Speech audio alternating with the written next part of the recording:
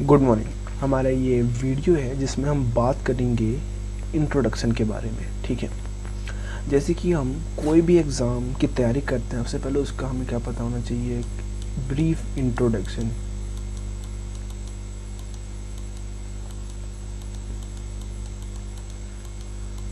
Brief introduction, ठीक है, उससे हमें ये पता चलता है कि हमारे जो एग्ज़ाम में कौन कौन सी चीज़ें आ रही हैं और हमें किस प्रकार से पढ़कर उस एग्ज़ाम को क्वालिफाई करना है। ठीक है, तो आपको वहीं में कुछ उससे रिलेटेड क्या बोलते हैं, एनटीएससी से रिलेटेड कुछ इन्फॉर्मेशन दूंगा, जैसे कि कितने नंबर के क्वेश्चन आते हैं, कहाँ कहाँ से क्वेश्चन पूछे जाते हैं, कैसे उसको हम मतलब अटेम्प्ट करना चाहिए, बाकी चीज़ें। ठीक है, देखिए, अगर मैं आपको कोई भी सिलेबस नहीं बताऊं, कुछ भी आपको इंट्रोडक्शन नहीं दूं, सीधा मैं आपको एनटीएससी के एग्ज़ाम में अपियर होने को बोलूं, तो मेरे को नहीं लगता कोई बच्चा क्वालिफाई कर पाएगा, क्योंकि मैंने आपको नहीं बताया कितने सब्जेक्ट आते हैं। टोटल आपके 10th में 5 सब्जेक्ट हैं और ओवरऑल तो मेरे को लगता है 50 सब्जेक्ट हैं पूरे उसमें।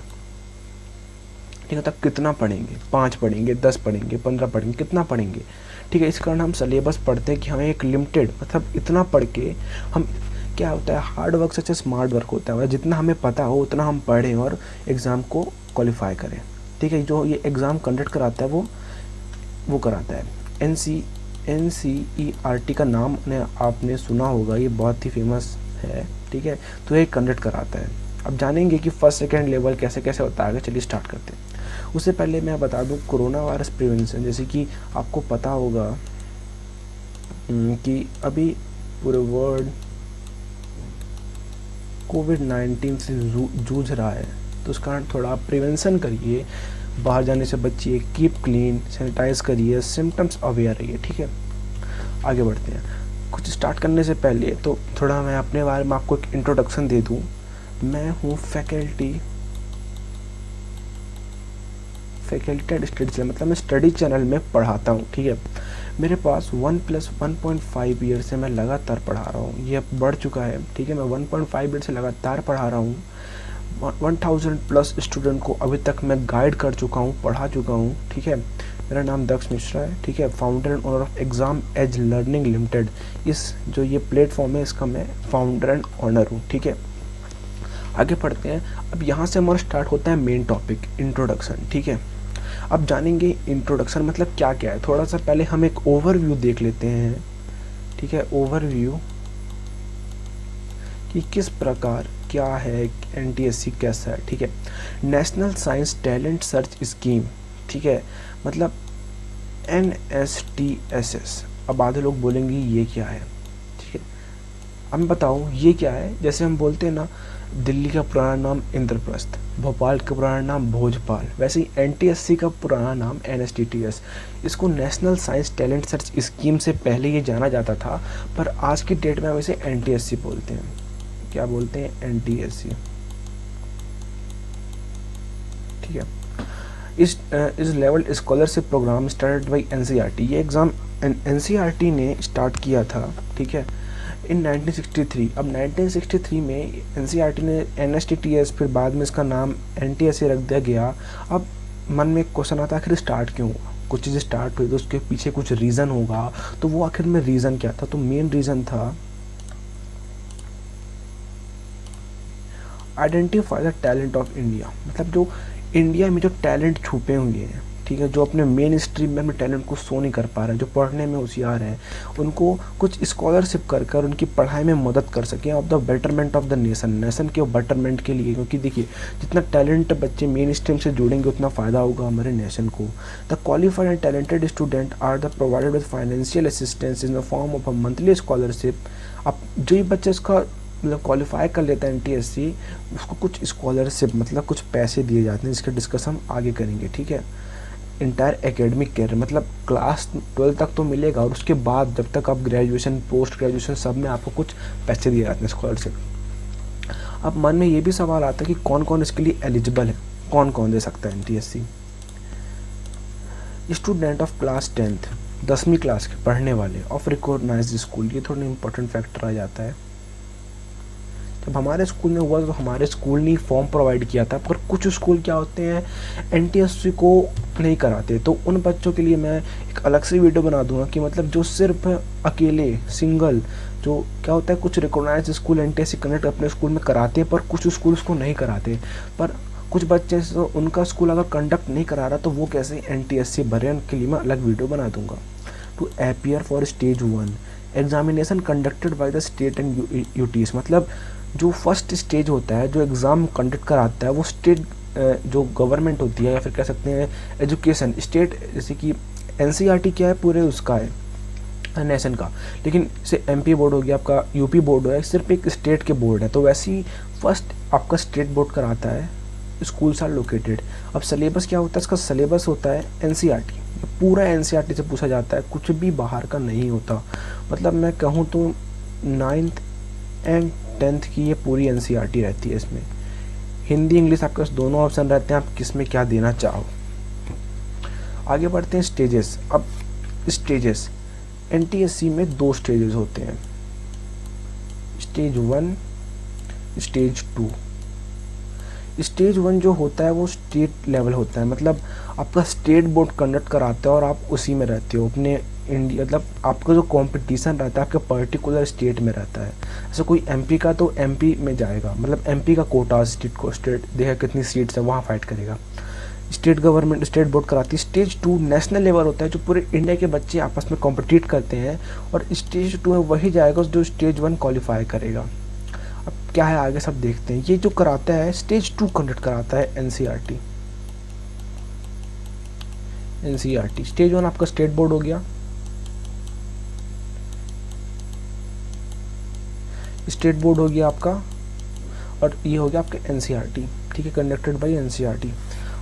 आगे देखते हैं, अब एक 2 स्टेजेस है, हम दोनों स्टेज को अलग अलग जानेंगे, हम कैसे पढ़कर उन स्टेजेस को क्वालिफाई या फिर किस प्रकार के उसमें क्वेश्चन आते हैं। पहली है एनटीएससी स्टेज 1। फिर स्टेज 1 का देखते हैं exam pattern. The first stage of NTSC 2 part में पूछा जाता है। इसके मतलब 2009 मतलब 18-17 तक 3 पार्ट होते थे। एक एलसीटी आता था, पर 19 में एलसीटी मतलब लैंग्वेज टेस्ट होता था, ये मतलब इंग्लिश हिंदी इंग्लिश मेनली आती थी, उसको अब हटा दिया गया। अब आता है सिर्फ mental ability test. Mental ability test consisting of 100 question, उसमें 100 क्वेश्चन रहते हैं और टोटल ये 100 मार्क्स का रहता है। गलती से लिखा है ये 100 मार्क्स का, मतलब हर क्वेश्चन 1 मार्क का, टोटल 100 क्वेश्चन आते हैं और हर क्वेश्चन 1 मार्क का, तो टोटल आपका हो गया 100 मार्क्स। ठीक है, टोटल आपका कितना हो गया 100 मार्क्स। दूसरा स्कॉलास्टिक एप्टीट्यूड टेस्ट मतलब सेट मैट में बेसिकली आपका मेंटल एबिलिटी टेस्ट, मतलब आपसे रीजनिंग लॉजिकल रीजनिंग आपका एप्टीट्यूड चेक होता है। और स्कॉलास्टिक एप्टीट्यूड टेस्ट में आपका जो पढ़ा रहता है, मतलब एसएसटी मैथ आपका साइंस, इससे क्वेश्चन पूछे जाते हैं। मतलब आपका ये बुक 9th-10th में जो 3 सब्जेक्ट, इसमें हिंदी इंग्लिश नहीं पूछा जाता, इसमें मेनली 3 सब्जेक्ट होते हैं फर्स्ट सेकंड दोनों में। पहला होता है एसएसटी, दूसरा होता है मैथ्स, तीसरा होता है साइंस, ENC साइंस, और लास्ट में जो आपका होता है वो होता है मैट या फिर मेंटल एबिलिटी टेस्ट। ठीक है, ये 3-4 सब्जेक्ट आपके एनटीएससी में आते हैं। मैथ हमें नहीं पढ़ाया जाता, हमें खुद पढ़ना पड़ता है, पर एसएसटी मैथ और साइंस ये आपकी 9th-10th की आती है। ये आप अगर अच्छे से पढ़ लें तो फिर को नहीं रोक सकता क्वालिफाई करने से। ठीक है, अब देखते हैं सेट में भी 100 क्वेश्चन आते हैं। फॉर्म सोशल साइंस आता है, बेसिक साइंस आती है और मैथमेटिक आता है। 100 क्वेश्चंस रहते हैं और हर क्वेश्चन 1 मार्क का, टोटल 100 मार्क का, मतलब टोटल आपका 200 मार्क का पेपर होता है। और मेरे हिसाब से अगर आप 190 प्लस ला रहे हैं तो ईजिली आप क्वालिफाई कर लेते हैं, पर हर स्टेट में अलग अलग होता है।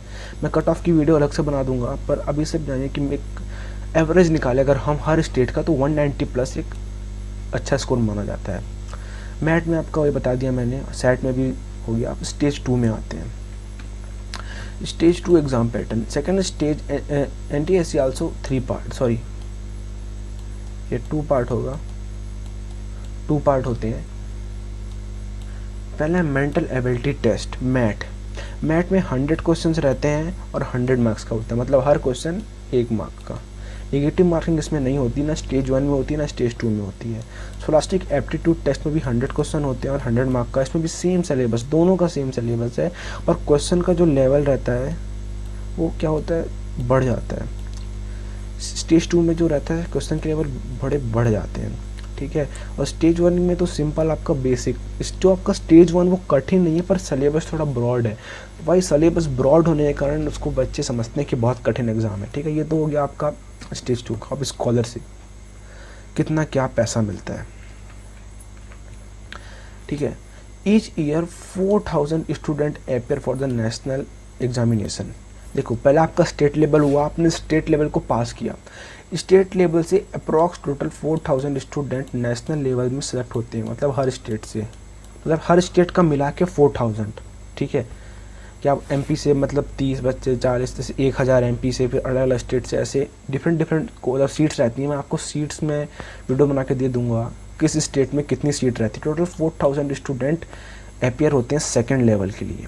उस 4000 में से सिर्फ 1000 स्कॉलरशिप की अवॉर्डेड दी जाती है for class 10th examination. Amount of scholarship मतलब कितना पैसा आपको मिलता है वो देखते हैं, ठीक है। ईच ईयर मतलब 4000 बच्चे देते हैं सेकंड लेवल, 100 बच्चे को मतलब जो रहते हैं टॉप 1000 उसको मिलता है स्कॉलरशिप। अब कितना मिलता है आपको दिख ही रहा होगा, मैं कलर चेंज कर लूँ, 1250 रुपये आपको मिलेगा आपकी 11th और 12th क्लास में, ठीक है। और जब आप 12th पास कर लोगे तो आपके यूजी अंडर ग्रेजुएट और पोस्ट ग्रेजुएशन तक आपको 2000 रुपये मिलेगा, ठीक है। आप 11th में हो, माने आपने एंट्रेंस सेकेंड लेवल आपने क्वालिफाई कर लिया, तो आपको 11th में हर महीना 1250 मिलेगा, और 12th में भी आपको हर महीना 1250 रुपये मिलेगा, और उसके बाद आपको हर महीना 2000 रुपये आपके पोस्ट ग्रेजुएशन और अंडर ग्रेजुएशन तक आपको मिलेगा, ठीक है।